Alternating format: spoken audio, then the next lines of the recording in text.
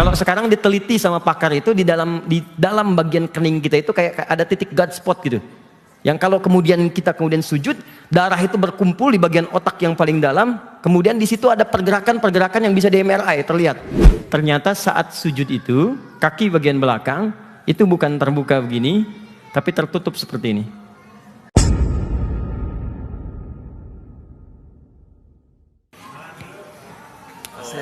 Baik, lututnya. Tahan sini, tahan sebentar. Tahan sini, teman-teman fokus baik-baik. Lututnya sudah turun. Sekarang anggota badan yang mana saja yang boleh menempel ke tempat sujud saat akan sujud? Saya ulang. Sekarang sudah posisi turun. Sekarang anggota badan mana saja yang boleh menempel ke tempat sujud saat sujud? Saya bacakan hadisnya dari Ibnu Abbas radhiyallahu taala anhuma, qal, perhatikan, umirna an nasjuda ala sab'ati a'zamin. Kata Ibnu Abbas, kami diperintahkan untuk sujud oleh Nabi pada 7 anggota sujud. Ada berapa? 7. Baik. Pertama, alal jabhah, kening. Sini. Ya, saya ulang, kening ya. Dan ini nggak boleh terhambat oleh penghalang yang sifatnya khusus. Bukan penghalang yang secara umum diperkenankan nggak ada masalah gitu. Ya, kayak misalnya, mohon maaf, mau kena dia, itu nggak ada masalah. Jadi kalau akhwat misalnya mau sujud, mau kenanya sampai ke sini itu nggak apa-apa. Ya, atau misalnya ada jilbab yang halus ya, yang kainnya misalnya menutupi bagian kening ke tempat sujud itu nggak apa-apa. Karena zaman Nabi pernah ada orang, dalilnya di hadis Muslim, saat panas terik luar biasa, ada yang menghamparkan sapu tangan untuk bisa mengurangi rasa panas yang menempel kepada keningnya. Nah, sapu tangan ini itu dipahami oleh para ulama itu bagian yang normal, yang sekiranya bisa ditoleransi, yang tidak menghambat langsung kening dengan tempat sujud. Jadi kalau mau kena kan saat sujud masih terasa kan? Terasa menempel itu boleh. Kecuali ada bagian tertentu yang menghambat langsung antara kening dengan tempat sujud sehingga tidak terasa kemudian tekanan kepada keningnya. Contoh, peci misalnya. Fungsi peci pada asalnya itu untuk menutup rambut yang berlebihan, yang kalau sekiranya tidak ditutup itu bisa menempel menghalangi kening sehingga tidak terasa kenikmatan sujud.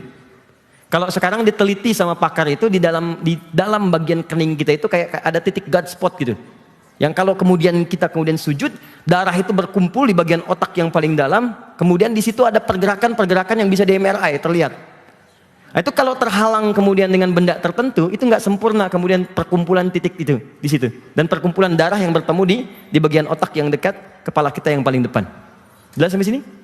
Nah, karena itu peci itu bukan syarat sah sholat. Jadi kalau diantara teman-teman memang nggak ada rambut sama sekali, nggak pakai peci pun nggak apa-apa. Akhi silahkan jadi imam, saya nggak enak nggak pakai peci gitu. Nggak. Ini bukan syarat. Tapi kalaupun pakai peci, jangan sampai peci dipakai rambut keluar. Jelas ya? Sama dengan akhwat juga, jangan sampai pakai jilbab tapi rambutnya keluar gitu. Ya? Jelas ya? Maka pakai, sesuaikan, dan saat sujud mau sholat usahakan sedikit buka sehingga keningnya ini bisa tertempel di tempat sujud. Ya, Mas Eca pakai peci misalnya kan, kemudian topi atau ini kupluk, gak apa-apa silakan pakai kupluk. Ya, di Timur Tengah, di Eropa kalau dingin kadang-kadang orang pakai kupluk gitu, nggak ada masalah. Ya, ini kan hanya sesuatu yang menutup saja. Ya, kalau mau dipakai seperti ini boleh, silahkan, asal jangan membuat orang misalnya heran dengan apa yang kita kenakan. Ya, pakai di sini belakangnya ada ondel-ondelnya, dengan sini. Silakan Mas. Bismillah. Sujud. Ada kesini nggak apa ya? Kening satu. Sebentar Mas. Satu ini.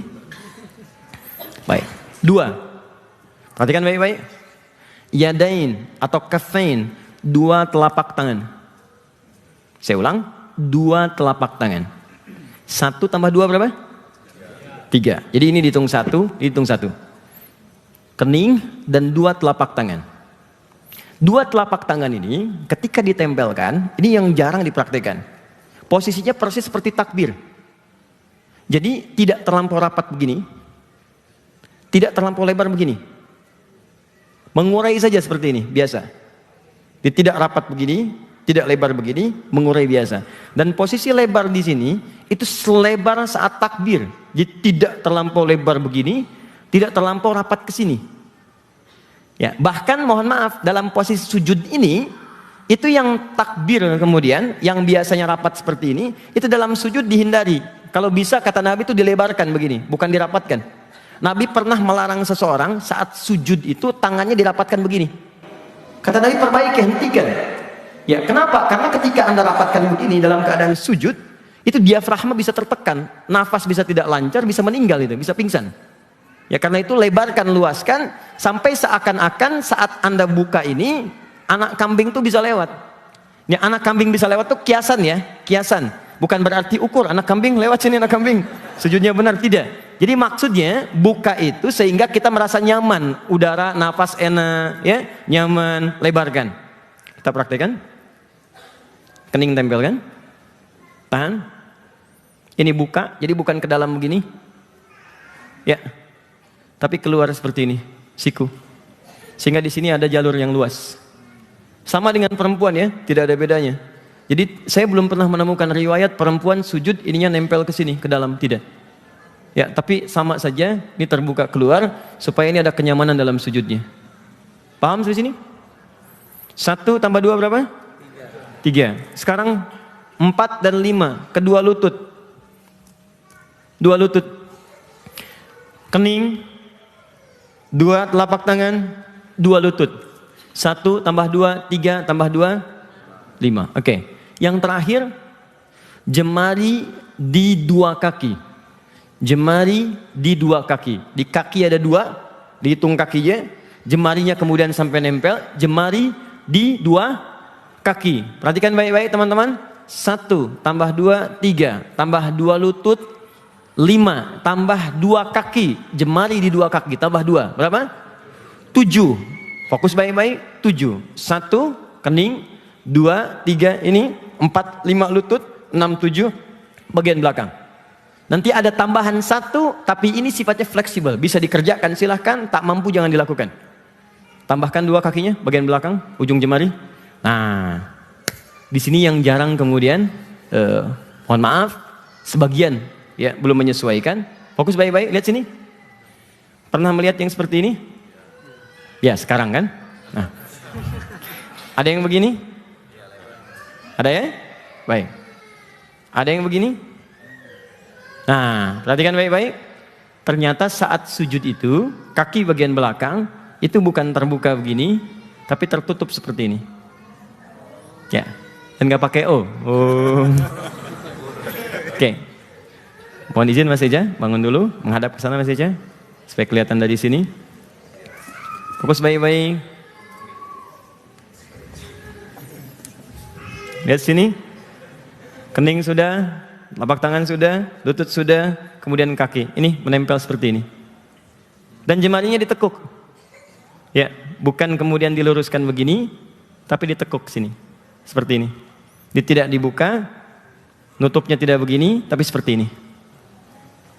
Jelas? Kemudian ini sujud. Nah, sekarang lihat baik-baik. Ketika Nabi menyebutkan jabhah, telunjuk Nabi itu menunjuk ke hidung. Kata Nabi, alal jabhah, yang disebut kening, tapi menunjuk ke hidung. Ya, maka sebagian ulama memahami dari sini, kalau Anda ingin sempurna kening itu menempel dengan baik, maka ukurannya hidung. Kalau hidung itu bisa menempel kemudian ke tempat sujud, bukan ditekan tapi menempel ke tempat sujud, sepanjang tempat sujudnya bersih, maka itu akan mendukung kepada kening sempurna, dan bagian ke bahu ke belakang pun sampai ke belakang itu sifatnya sempurna sujudnya. Tapi kalau hidungnya kemudian diangkat, tidak sempat menempel atau dijauhkan, maka ini pasti naik. Angkat keningnya Mas, jauhkan hidungnya. Tuh, ini naik. Tempelkan hidungnya, turun. Jelas?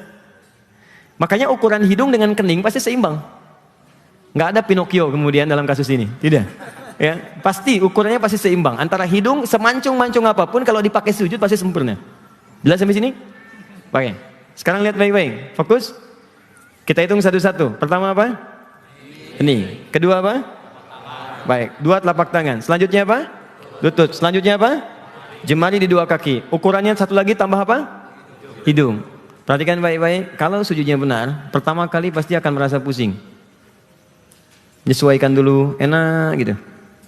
Jadi begitu Anda turun, pusing nggak? Ya. Baik. Alhamdulillah. Anda sini. Gantian? Oh, oke. Siap. Fokus. Pelan-pelan. Sujud lagi. Lihat sini. Perhatikan baik-baik. Kalau sudah turun seperti ini, jangan dulu baca doa. Doa bukan dibaca saat Anda baru turun langsung baca. Kadang-kadang ada yang baru turun sudah subhana rabbiyal a'la. Subhana rabbiyal a'la wa bihamdi, subhana rabbiyal a'la wa bihamdi, subhana rabbiyal a'la, langsung bangun lagi. Tidak, teman-teman, biarkan ini turun dulu. Biarkan darah mengalir dulu dengan lancar. Biarkan tenang dulu supaya kita merasakan kenikmatan. Pernah dengar tumak nina? Tumak nina itu ketenangan yang dilahirkan dari gerakan ibadah. Di begitu Anda sujud, tenangkan dulu, nyaman dulu. Setelah nyaman, merasa tenang, baru Anda bacakan subhana rabbiyal a'la wa bihamdi. Paling singkat subhana rabbiyal a'la. Kalau mau doa yang dari Sayyidah Aisyah, subhanakallahumma wa bihamdika Allahumma gfirli. Tahukah Anda, ketika bacaan itu dibacakan sepenuh jiwa kita, walaupun pendek tadi, kalau benar bacaannya, seketika Allah akan membuka pada kita apa yang kamu mintakan dalam sujudmu, aku berikan pada saat itu. Bangun sebentar mas. Tahan. Sampai di sini bisa dipahami? Kalau sudah paham, saya akan tutup dengan menjelaskan makna doanya. Setelah itu kita diskusi sebentar dan coba kita amalkan dalam sholat kita. Pasti ada perbedaan.